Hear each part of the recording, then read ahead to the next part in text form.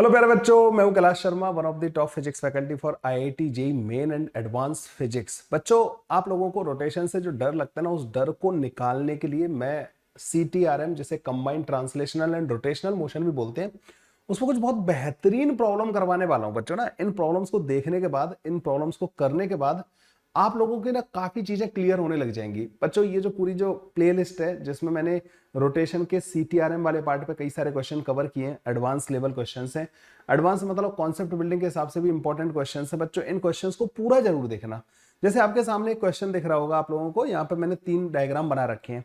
ये बच्चों ऐसे कोई मतलब मैंने आपको ज्यादा अच्छे से एक्सप्लेन करने के लिए बच्चों ज्यादा से ज्यादा केसेस कवर किए हैं।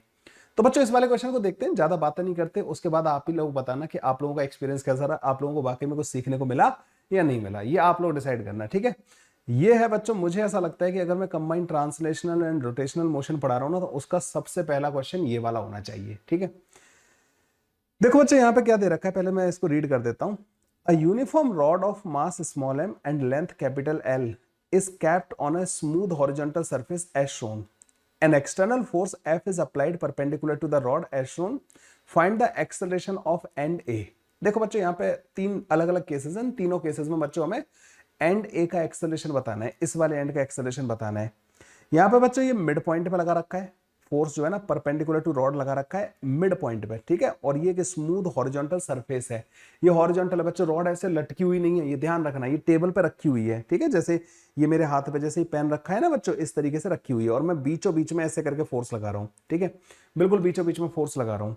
तो यहाँ पे जो एंड ए और एंड बी है बच्चों, ए का एक्सेलरेशन इन्होंने पूछा है मुझसे ना। फिर दूसरे केस में क्या कर रहा हूं बच्चों, मिड पॉइंट से L/6 नीचे में फोर्स लगा रहा हूं, और फिर अगेन मेरे से ए का एक्सेलरेशन पूछा है। और तीसरे केस में बच्चों मैं इस वाले एंड पे परपेंडिकुलर फोर्स F लगा रहा हूं, और मुझे इस वाले ए का एक्सेलरेशन बताना है। एक्चुअली ये तीनों केसेस बच्चों कुछ किसी पर्पस से कवर किए गए हैं, ठीक है। आपको बहुत कुछ आपको एक्सप्लेन हो जाएगा यहाँ पे, आपको CTRM का बहुत आइडिया लग जाएगा। पहले तो मैं थोड़ा सा CTRM क्या होता है वो बता देता हूं।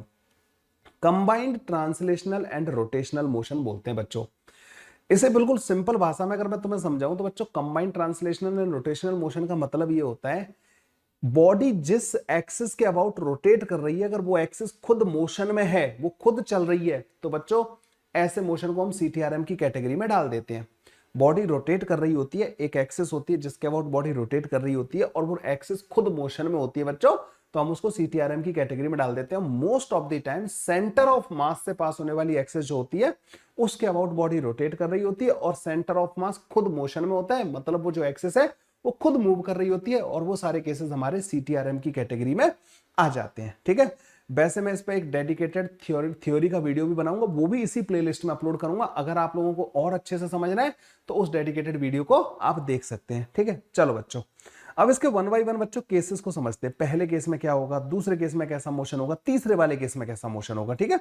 इस मोशन को समझते हैं। तो सबसे पहले बच्चों पहले वाले केस में बात करते हैं, जिसमें हमने सेंटर पे फोर्स लगा रखा है, मिड पॉइंट पे बच्चों ऐसे करके मैंने फोर्स लगा रखा है, ठीक है। ये बॉडी बच्चों फ्री टू मूव है और हॉरिजॉन्टल टेबल पे रखी हुई है, ठीक है। ये वाला एंड ए है और ये वाला एंड बच्चों बी है। अब मेरे को कुछ चीजें बताओ बच्चों, सेंटर ऑफ मास में हम लोग क्या पढ़ते हैं। अब जैसे पहले वाले पार्ट को मैं सॉल्व कर रहा हूं, ठीक है। सबसे पहले मैं पहले वाले पार्ट को सॉल्व कर रहा हूं। सेंटर ऑफ मास में बच्चों हम ये पढ़ते हैं कि अगर एक सिस्टम के ऊपर नेट नॉन जीरो फोर्स लग रहा है, मतलब नॉन जीरो फोर्स है अगर सिस्टम के ऊपर ना, नेट नॉन जीरो फोर्स, तो सेंटर ऑफ मास का एक्सेलरेशन आएगा। और वो acceleration of just centre of mass जो होता है ना, वो बच्चों कितना होता है, F net divided by F external divided by M के बराबर। अगर मैं इस रॉड के बारे में बात करूं जो कि एक टेबल पर रखी हुई है बच्चों, ये मान लीजिए ये टेबल हो गई, ठीक है। इस टेबल पर ये जो रॉड रखी हुई है, कोई मुझे बता सकता है कि इस पर कोई एक्सटर्नल फोर्स लग रहा है क्या। देखो mg लग रहा होगा नीचे की तरफ, अंदर की तरफ, क्योंकि हॉरिजॉन्टल टेबल है, ऊपर से देख रहे हो आप ना। mg अंदर की तरफ लग रहा होगा, नॉर्मल बाहर की तरफ लग रहा होगा। क्या ये अंदर या बाहर जा रही है, नहीं अंदर बाहर तो नहीं जा रही होगी, टेबल के ऊपर रखी हुई है ना, जैसे ये रखा हुआ है। तो क्या mg नीचे की तरफ लग रहा होगा, नॉर्मल ऊपर की तरफ लग रहा होगा, ये कहीं जा रही है बच्चों, कहीं नहीं जा रही है ना। तो वर्टिकल डायरेक्शन में इसका कोई मोशन नहीं हो रहा है। आपने इधर से फोर्स लगा दिया इसके ऊपर ना, इधर से ऐसे, ये एक एक्स्ट्रा फोर्स है बच्चों ना, इसको काउंटर करने वाला कोई फोर्स नहीं है। वैसे भी ये टेबल जो है ना स्मूथ है बच्चों, तो फ्रिक्शन व्रिक्शन भी नहीं लग सकता यहाँ पे। तो यही एक फोर्स है जो हॉरिजॉन्टल डायरेक्शन में लग रहा होगा बच्चों, जिसकी वजह से सेंटर ऑफ मास का एक्सेलरेशन आएगा, ठीक है। तो मैं ये कह रहा हूं कि यहां पे जो सेंटर ऑफ मास है ना बच्चों, उसका एक एक्सेलरेशन आ जाएगा because of this external force. तो सबसे पहले तो बच्चों ऐसे केसेस में ना हम सेंटर ऑफ मास का एक्सेलरेशन पता किया करेंगे और वो net force divided by M के बराबर आ जाता है बच्चों ना। तो जब भी आपको मोशन समझ में ना आए ना, तो सबसे पहले सेंटर ऑफ मास का एक्सेलरेशन, तो इसमें तो टॉर्क वर्क की जरूरत ही नहीं पड़ी, कहीं जरूरत पड़ी टॉर्क वगैरह के बारे में। सेंटर ऑफ मास का एक्सेलरेशन फाइंड करना सबसे आसान चीज है बच्चों, वो सेंटर ऑफ मास वाला कॉन्सेप्ट लगता है, net force divided by M के बराबर सेंटर ऑफ मास का एक्सेलरेशन हो जाता है। तो बच्चों इसमें जो सेंटर ऑफ मास का जो एक्सेलरेशन आएगा बच्चों, वो एफ डिवाइडेड बाई एम के बराबर आ जाएगा, और किस डायरेक्शन में आ जाएगा, हॉरिजॉन्टल डायरेक्शन में आ जाएगा। ये लो जी, सेंटर ऑफ मास का एक्सेलरेशन। सबसे पहले आप बच्चों जब भी आपको लगे ना यार ये बॉडी कैसी मोशन कर रही है, ये तो कहीं से कुछ भी जा रही होगी, सेंटर ऑफ मास का एक्सेलरेशन पता कर लो। उसके लिए करना क्या है, नेट फोर्स देखना है। नेट फोर्स देखते ही टॉर्क वर्क तो देखना ही नहीं उसके लिए ना, समझ में आया? ओके, सेंटर ऑफ मास का एक्सेलरेशन आ गया फोर्स की डायरेक्शन में। अब आते हैं बच्चों, क्या बॉडी घूम रही होगी? घूमने के लिए बच्चों, घुमाने के लिए कौन रेस्पॉन्सिबल होता है, घुमाने वाली मोशन कौन प्रोड्यूस करता है बच्चों? टॉर्क लगना चाहिए बॉडी के ऊपर। अब टॉर्क तो बच्चों किसी ना किसी पॉइंट या किसी ना किसी एक्सिस के अबाउट बात करते हैं। तो बच्चों यहां पे क्या करते हैं हम, जब भी बॉडी फ्री हो, मतलब ना जिसमें हिंज वगैरह ना दे रखा हो कि ये हिंज एक्सिस है, हिंज विंज का कोई केस ना हो, तो बच्चों हम करते क्या है, हम जो है ना सेंटर ऑफ मास के अबाउट बात करते हैं। ठीक है, किसके अबाउट बात करते हैं बच्चों? In that case centre of मास के अबाउट बात करते हैं। सेंटर ऑफ मास के अबाउट हम टॉर्क देखेंगे, और सेंटर ऑफ मास के अबाउट ही हम न्यूटन का सेकंड लॉ ऑफ मोशन, जैसे न्यूटन का सेकंड लॉ ऑफ मोशन होता है ना ट्रांसलेशनल मोशन में, F net is equal to M A, उसी तरीके से बच्चों रोटेशनल फ्रेम में भी सेकंड लॉ ऑफ मोशन होता है, मतलब रोटेशनल मोशन में भी होता है tau equal to I alpha. इसमें टॉर्क जिस एक्सिस के अबाउट कैलकुलेट कर रहे हो उसी के अबाउट आई लेते हैं हम, और अल्फा पता कर लेते हैं, एंगुलर एक्सेलरेशन वगैरह हम जो है पता कर लेते हैं। तो बच्चों अब मैं यहां पे देखूंगा सेंटर ऑफ मास के अबाउट। मैंने तुम्हें क्या बोला, हमेशा सेंटर ऑफ मास के अबाउट आपको टॉर्क वगैरह देखना है। इससे फायदा क्या होता है, सेंटर ऑफ मास के अबाउट क्यों देख रहे हैं टॉर्क? देखो बच्चों, हमें एक ये इक्वेशन लगानी होती है tau equal to I alpha. अगर हमें अल्फा या रोटेशनल इफेक्ट के बारे में पता करना है ना, तो ये इक्वेशन होती है। कोई टॉर्क लग रहा होगा तो अल्फा वगैरह आ रहा होगा, मतलब उसकी रोटेशनल मोशन में चेंज हो रहा होगा, है ना। अगर कोई बॉडी रुकी हुई है, अगर उसको घुमाना चाहते हो तो टॉर्क लगाना पड़ेगा भैया, टॉर्क लगेगा तो अल्फा आएगा, अल्फा से घूमेगी वो बॉडी। ठीक है, अब मुझे ये जो इक्वेशन लगानी होती है ना, ये हमेशा किसी ना किसी पॉइंट या किसी ना किसी एक्सिस के अबाउट लगानी होती है। तो अब एक्सिस, अब इसमें एक चीज का ध्यान रखना, ये जो इक्वेशन है एक तरीके से न्यूटन का सेकंड लॉ ऑफ मोशन है रोटेशन में। ठीक है, तो इसमें तुम्हें याद होना चाहिए कि न्यूटन्स लॉज ऑफ मोशन में हमने एक चीज पढ़ी थी, जब भी हम F equal to M A लगाते थे ना, वो इनर्शियल फ्रेम से लगाते थे। एक्सेलरेटेड फ्रेम में जब भी हम लगाते थे ना, तो सूडो फोर्स आ जाता था। तो यहां पे भी आपको ध्यान रखना है कि आप जिस भी पॉइंट या जिस भी एक्सिस के about tau equal to I alpha लगाओ ना, ध्यान रखना कि वो एक्सिस एक्सेलरेटेड नहीं होनी चाहिए। तो जैसे हिंज वाले केसेस होते हैं, इससे पहले पढ़ते हैं हम हिंज वाले केस, तो हिंज में तो बच्चों वो हिंज रुका हुआ होता है, तो हम tau equal to I alpha हमेशा हिंज के अबाउट लगाना पसंद करते थे। जो हिंज रुका हुआ होता था तो उसका कोई एक्सेलरेशन वगैरह नहीं आ रहा होता था, tau equal to I alpha वहां पे तो काम कर जाता था। टाउ अबाउट हिंज कैलकुलेट करते थे, टॉर्क हिंज के अबाउट कैलकुलेट करते थे, और आई भी हिंज का अबाउट कैलकुलेट करते थे, tau equal to I alpha hinge का अबाउट लगा देते थे। लेकिन यहाँ पर तो हिंज वगैरह भी नहीं है, हमें नहीं पता कौन सा वाला पॉइंट यहाँ पर रुका हुआ होगा। तो बच्चों किसी भी तुम tau equal to I alpha किसी भी एक्सिस का अबाउट लगा सकते हो, लेकिन ध्यान रखना अगर वो एक्सिस एक्सेलरेटेड है तो आपको सूडो फोर्स का टॉर्क कंसीडर करना पड़ेगा tau equal to I alpha लगाने में। मतलब सूडो फोर्स का भी टॉर्क लिखना पड़ेगा, और जो भी रियल फोर्सेस लग रहे हैं उनका टॉर्क लिखना पड़ेगा, तब आप आई अल्फा के बराबर करोगे। सूडो फोर्स किस पॉइंट में लगाते हैं? सूडो फोर्स लगाते हैं बच्चों सेंटर ऑफ मास पे। सूडो फोर्स कहां लगाते हैं बच्चों? सेंटर ऑफ मास पे लगाते हैं। तो बच्चों हम इस चीज को, इस सूडो फोर्स के घपले को, मतलब घपला नहीं, सूडो फोर्स के लफड़े से बचने के लिए हम अपनी जो एक्सेस चूज कर लेते हैं ना बच्चों, वो सेंटर ऑफ मास से पास होने वाली चूज कर लेते हैं। तो अगर मैं सेंटर ऑफ मास के रेस्पेक्ट में बात करूं तो सेंटर ऑफ मास बेशक एक्सेलरेटेड है, इसका जो सूडो फोर्स भी लगाओगे तो वो सेंटर ऑफ मास से ही पास होगा, उसका कभी टॉर्क ही नहीं आएगा। तो सेंटर ऑफ मास के अबाउट ऐसी मोशन जिसमें हिंज वगैरह नहीं हो बच्चों, उन बॉडीज में जब तुम सेंटर ऑफ मास के रेस्पेक्ट में बात करते हो टॉर्क वगैरह की, तो आपको सूडो फोर्स के टॉर्क की टेंशन नहीं लेनी होती। बेशक सेंटर ऑफ मास एक्सेलरेटेड हो या ना हो, आपको सूडो फोर्स का टॉर्क का बिल्कुल भी झंझट नहीं रहता। तो हम हमेशा ये tau equal to I alpha बच्चों किसके अबाउट लगाना पसंद करेंगे? सेंटर ऑफ मास के अबाउट। ठीक है, आई भी सेंटर ऑफ मास के अबाउट कैलकुलेट करेंगे, टॉर्क भी सेंटर ऑफ मास के अबाउट कैलकुलेट करेंगे। इस वाले केस में मैं ये देख रहा हूं कि सेंटर ऑफ मास के अबाउट तो कोई टॉर्क ही नहीं आ रहा है, जीरो आ रहा है, तो अल्फा बच्चों इस वाले केस में जीरो आएगा, मतलब इसका कोई रोटेशनल इफेक्ट नहीं आएगा, ये बॉडी रोटेट ही नहीं करेगी। अगर आप एक रॉड को बिल्कुल बीचों बीच में फोर्स लगाते हो ना बच्चों, वो सिर्फ सीधी चलेगी, मतलब इस तरीके से होगी और ऐसे चलती जाएगी, नो रोटेशनल इफेक्ट। देखो ये वाली मोशन एक्सप्लेन हो गई, मतलब ये हुआ कि इसका हर एक पॉइंट जो है बच्चों सेंटर ऑफ मास वाले एक्सेलरेशन से ही मूव कर रहा होगा, हर एक पॉइंट बच्चों इसका सिर्फ ट्रांसलेशनल मोशन हो रहा होगा, इसका रोटेशनल मोशन नहीं होगा। सारे के सारे पॉइंट बच्चों ए एक्सेलरेशन से सेंटर ऑफ मास वाले एक्सेलरेशन से मूव कर रहे होंगे, तो ए का एक्सेलरेशन सेंटर ऑफ मास के बराबर ही आ जाएगा और वो होगा बच्चों F naught divided by M के बराबर। ये वाली बात क्लियर हो गई या नहीं हो गई बच्चों? सेंटर ऑफ मास का एक्सेलरेशन समझ में, इसका मतलब ए वाले पॉइंट का एक्सेलरेशन समझ में आया। अगर बच्चों यहां पे आपने इसको हिंज कर रखा होता, सपोज करो ए पॉइंट पे आपने हिंज कर रखा होता और अगर आपने सेंटर ऑफ मास पे ऐसे फोर्स लगाया होता, तो बच्चों ए वाला पॉइंट किधर जाना चाह रहा है? राइट में। अगर हिंज कर रखा होता तो हिंज ए वाले पॉइंट को रोकने के लिए किधर फोर्स लगाता? लेफ्ट में। तो अगर आप सेंटर पे फोर्स लगाओगे ना बच्चों, तो ए पे अगर हिंज कर रखा होगा तो लेफ्ट की तरफ इस फोर्स के अपोजिट फोर्स लगाएगा ताकि वो ए को रोक सके, नहीं तो ए वाला तो जाएगा राइट की तरफ। तो हिंज करने का मतलब ही होता है उस पॉइंट को तुम रोकना चाहते हो, तो तुम रोकोगे कैसे? ए पॉइंट को रोकने के लिए फोर्स किधर लगाना पड़ेगा? लेफ्ट की तरफ। तो हिंज वाला केस भी यहां से आप समझ सकते हो। तो बच्चों ये तो हो गया हमारा पहला वाला केस, ठीक है, इसमें कोई टॉर्क वर्क नहीं है, इसमें सिर्फ ट्रांसलेशनल मोशन होगा और आप इसको यहां से एक्सप्लेन कर सकते हैं। मेरे ख्याल से थोड़ी थोड़ी चीजें क्लियर होने लग गई होंगी। अगर खुश हो रहे हो ना, मनी मन, अरे और सर ने तो बहुत बड़ी प्रॉब्लम सॉल्व कर दी, मेरे को तो ये सब डाउट आते थे किसके अबाउट टॉर्क लगाऊं, कैसे लगाऊं, तो मुझे कमेंट करके बताना जरूर ना, ठीक है। बहुत मेहनत करता हूं बच्चों मैं तुम्हारे लिए ना। अब आ जाओ बच्चों इस वाले केस में, यहाँ पे अब इसमें क्या लगाया है बच्चों? फोर्स मैंने कहां पे लगाया है? L/6 नीचे लगाया है मिड पॉइंट से। इसमें भी बच्चों देखो, सबसे पहले मैंने तुम्हें क्या सिखाया है, इसीलिए मैंने 3 केसेस एक ही वीडियो में लिए जिससे कि तुम्हें चीजें रट जाए कि तुम्हें सबसे पहले क्या कैलकुलेट करना होता है और कैसे चलना होता है, ठीक है। सबसे पहले मैंने क्या सिखाया कि तुम जो है कुछ नहीं करना, तुम्हें सेंटर ऑफ मास का एक्सेलरेशन पता कर लेना है, जो कि net external force that divided by M के बराबर होता है। आप बोलोगे हाँ सर, एक्सटर्नल फोर्स एफ के बराबर लग रहा है, दैट डिवाइडेड बाई एम, तो तुम्हारे पास सेंटर ऑफ मास का एक्सेलरेशन आ गया। ये आया नहीं आया बच्चों, कोई परेशानी आता? सेंटर ऑफ मास का एक्सेलरेशन फाइंड करने में तो कोई परेशानी नहीं होनी चाहिए। लो जी, ये इसका एक्सेलरेशन हमारे पास आ गया और व्हाइट कलर यूज किया तो व्हाइट कलर से ही हम लिख देते हैं इसको, ठीक है। ये बच्चों इसका एक्सेलरेशन आ गया, सेंटर ऑफ मास का एक्सेलरेशन है, उसको मैं ए के बराबर लिख देता हूं, ठीक है भाई। ये वाली बात समझ में आ गई? ओके। दूसरी बात मैंने तुम्हें क्या बताई थी बच्चों, टॉर्क वगैरह लिखना है, अल्फा वगैरह कैलकुलेट करना है, तो किसके अबाउट इक्वेशन लगानी है हमें? Torque about centre of mass is equal to I about centre of mass into alpha. क्यों लगानी है ये वाली इक्वेशन बच्चों? ये मैंने तुम्हें बता दिया था, क्योंकि अगर centre of mass even accelerated भी हो तो भी हमें सूडो फोर्स की टेंशन यहाँ पे नहीं होगी, क्योंकि उसका टॉर्क नहीं आएगा। कोई मुझे बता सकता है सेंटर ऑफ मास का टॉर्क कितना आएगा? देखो इस फोर्स वाली लाइन को ऐसे एक्सटेंड कर लूं, परपेंडिकुलर डिस्टेंस बच्चों, इसकी line of action of the force की परपेंडिकुलर डिस्टेंस L/6 होगी, ये ऐसे रोटेट करा रहा होगा बच्चों, तो torque about centre of mass F into perpendicular distance जो कि L/6 के बराबर ये आ जाएगा। सेंटर ऑफ मास के about moment of inertia mL²/12 के बराबर होता है, दैट इंटू अल्फा बच्चों। तो अल्फा की जो वैल्यू आ जाएगी ना मेरे पास, वो 2F divided by m into L के बराबर आ जाएगी।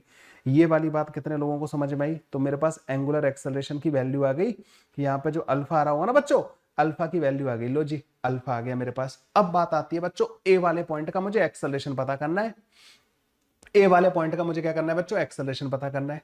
ए का एक्सेलरेशन कैसे पता करूंगा? यहाँ पे तो मेरे को, ये तो रॉड घूम भी रही होगी बच्चों, रॉड घूम भी रही है और आगे भी जा रही है, मतलब ये वाला केस तो ऐसा हो गया कि ये ऐसे घूमती हुई आगे जाएगी बच्चों, ठीक है।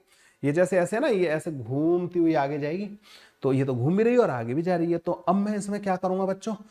अब मुझे ए का एक्सेलरेशन पता करना है। देखो बच्चों, ए का जो एक्सेलरेशन होगा ना, ए का एक्सेलरेशन में से अगर सेंटर ऑफ मास का एक्सेलरेशन माइनस कर दूं, ठीक है, तो मेरे पास क्या आता है? ए का acceleration with respect to centre of mass, यही आता है, नहीं आता है बच्चों? तो अगर मुझे कभी भी ए का एक्सेलरेशन पता करना है तो मैं क्या कर सकता हूं? ए का एक्सेलरेशन पहले सेंटर ऑफ मास के रेस्पेक्ट में पता कर लूं और उसमें सेंटर ऑफ मास का एक्सेलरेशन ऐड कर दूं। अरे ये रिलेटिव का फंडा याद है? अगर मुझे किसी पॉइंट का एक्सेलरेशन किसी के रेस्पेक्ट में पता करना होता है तो उसके एक्सेलरेशन में से जिसके रेस्पेक्ट में पता करना है उसका एक्सेलरेशन माइनस कर देते हैं। ये तो रिलेटिव का कॉन्सेप्ट है। तो मुझे ए का एक्सेलरेशन अगर ग्राउंड के रेस्पेक्ट में पता करना है तो मैं सेंटर ऑफ मास के रेस्पेक्ट में पता करके सेंटर ऑफ मास का एक्सेलरेशन ऐड कर दूंगा। बच्चों मुझे एक बात बताओ, अगर तुम इस सेंटर ऑफ मास को रोक दो, सपोज करो तुम सेंटर ऑफ मास पे जाके बैठ गए, यहां बैठ गए, तुमने इस पॉइंट को रोक दिया, इसको रोक दिया, ये कहीं नहीं जा रहा है, तो इस बॉडी का मोशन कैसा होगा? ये बॉडी ऐसे करके घूम रही होगी, नहीं घूम रही होगी बच्चों? अगर ए पे जाके बैठ गए तो सिर्फ घूमती हुई दिखाई देगी, बॉडी घूमती हुई दिखाई देगी, मतलब ए वाला पॉइंट L/2 रेडियस के सर्कल में घूम रहा होगा। और क्योंकि इसके पास अल्फा है तो उस ए वाले पॉइंट का एक टेंजेंशियल एक्सेलरेशन आएगा या नहीं आएगा? इस एक्सेलरेशन को बोलेंगे acceleration of a with respect to centre of mass, और इसकी वैल्यू होगी बच्चों अल्फा इंटू L/2 के बराबर। ये तो आया बच्चों acceleration of a with respect to centre of mass. इसमें अगर मैं ए का एक्सेलरेशन ऐड कर दूं, वो सेंटर ऑफ मास का एक्सेलरेशन ऐड कर दूं, अगर मैं सेंटर ऑफ मास का एक्सेलरेशन जो कि ए के बराबर अगर मैं ऐड कर दूं, तो इन दोनों वेक्टर का जो सम आएगा वो मेरे पास ए का एक्सेलरेशन आ जाएगा। सीटीआरएम के मैक्सिमम क्वेश्चन बच्चों जिनमें एक्सेलरेशन या वेलोसिटी पता करनी होती है, ऐसे ही करने होते हैं। हम एक सेंटर ऑफ मास से पास होने वाली एक्सिस पता कर लेते हैं, हम सेंटर ऑफ मास को रोक देते हैं, उसके बाद सारे पॉइंट सर्कुलर मोशन कर रहे होते हैं। तो सर्कुलर मोशन में एक्सेलरेशन के दो कंपोनेंट हो सकते हैं, टेंजेंशियल अगर अल्फा है तो अल्फा इंटू आर के बराबर टेंजेंशियल एक्सेलरेशन, और ओमेगा है तो सेंट्रीपिटल आएगा। यहां ओमेगा तो है ही नहीं, अरे अभी रॉड रोटेट करना स्टार्ट थोड़ी किया, ओमेगा थोड़ी आया अभी, तो सेंट्रीपिटल एक्सेलरेशन नहीं होगा ए का सिर्फ टेंजेंशियल एक्सेलरेशन होगा। और सेंटर ऑफ मास का एक्सेलरेशन ऐड कर दो, नेट एक्सेलरेशन जो होगा, ये वाला फॉर्मूला लगा दो बच्चों। ये वाला फॉर्मूला सबको क्लियर हो गया नहीं हो गया? ये रोटेशन का नहीं है, ये रिलेटिव मोशन का कॉन्सेप्ट है, ठीक है। ये रिलेटिव मोशन बच्चों यहाँ पे यूज होता है, क्योंकि रिजिड बॉडी है तो सेंटर ऑफ मास से ए का पॉइंट का डिस्टेंस नहीं बदल सकता, ए पॉइंट जो है सर्कुलर मोशन ही कर रहा होगा, ठीक है। तो यहाँ पे बच्चों एक बात बताओ मुझे, अल्फा इंटू L/2 की वैल्यू कितनी आएगी बच्चों? यहाँ से अल्फा इंटू L/2 की वैल्यू जो आएगी ना, वो F/m के बराबर आएगी। और ये एक्सेलरेशन सेंटर ऑफ मास का एक्सेलरेशन कितना है बच्चों? F/m के बराबर है। तो बच्चों ए का एक्सेलरेशन कितना आ जाएगा? देखो एक पॉजिटिव होगा इनमें से, एक नेगेटिव होगा, तो ए का जो एक्सेलरेशन आ जाएगा ना बच्चों, वो 0 के बराबर आ जाएगा, क्योंकि इसकी वैल्यू और इसकी वैल्यू दोनों की वैल्यू बराबर हो, दोनों एक दूसरे का अपोजिट लगे हुए हैं। ए वाला पॉइंट का एक्सेलरेशन ही नहीं आएगा। मतलब ये हुआ कि जब भी सेंटर से L/6 डिस्टेंस पे आप फोर्स लगाओगे तो ये वाला पॉइंट का इस मूवमेंट पे कोई एक्सेलरेशन नहीं आएगा। अच्छा, इस डिस्टेंस को अगर मैं ए से मेजर करूं, मतलब मैं यहां से यहां तक की अगर डिस्टेंस लिखना चाहूं बच्चों ने, ये डिस्टेंस कितनी होगी? तो ये डिस्टेंस होती है बच्चों 2L/3 के बराबर। ये होती है 2L/3 के बराबर। ये देखो यहां से आपका वो वाला कॉन्सेप्ट भी आ गया कि अगर आपने इस एंड को हिंज कर रखा होता और 2L/3 डिस्टेंस में, हिंज से 2L/3 डिस्टेंस पे कोई फोर्स लगाओ, पार्टिकल की टक्कर करवाओ, तो हिंज का जो फोर्स है ना वो 0 आता है। क्यों 0 आता है? हिंज फोर्स 0 क्यों आता है? क्योंकि इस जगह पे 2L/3 डिस्टेंस में जब भी आप 2L/3 डिस्टेंस पे जब भी आप कोई फोर्स लगाते हो रॉड के परपेंडिकुलर या कोई इंपल्स लगाते हो, तो बच्चों यहां पे ये वाला पॉइंट इंस्टेंटेनियसली एक्सेलरेट ही नहीं होता, मतलब ना रुका हुआ होता है। तो हिंज को इसको रोकने की जरूरत ही नहीं पड़ती, हिंज को फोर्स लगाने की जरूरत ही नहीं पड़ती। वो स्पेशल वाला केस हो गया बच्चों जिसमें हिंज का फोर्स लगाने की जरूरत नहीं पड़ती। अच्छा बच्चों, अगर मैं फोर्स को L/6 से इधर लगाऊं, यहां लगा दूं मान के चलो, तो तुम्हें समझ में आ रहा है कि टॉर्क यहां पे फिर कम आएगा। टॉर्क कम आएगा तो अल्फा की वैल्यू कम आएगी, मतलब ये वाली चीज छोटी आएगी और ये वाली चीज बच्चों उतनी रहेगी, ये तो F/a के बराबर रहेगी।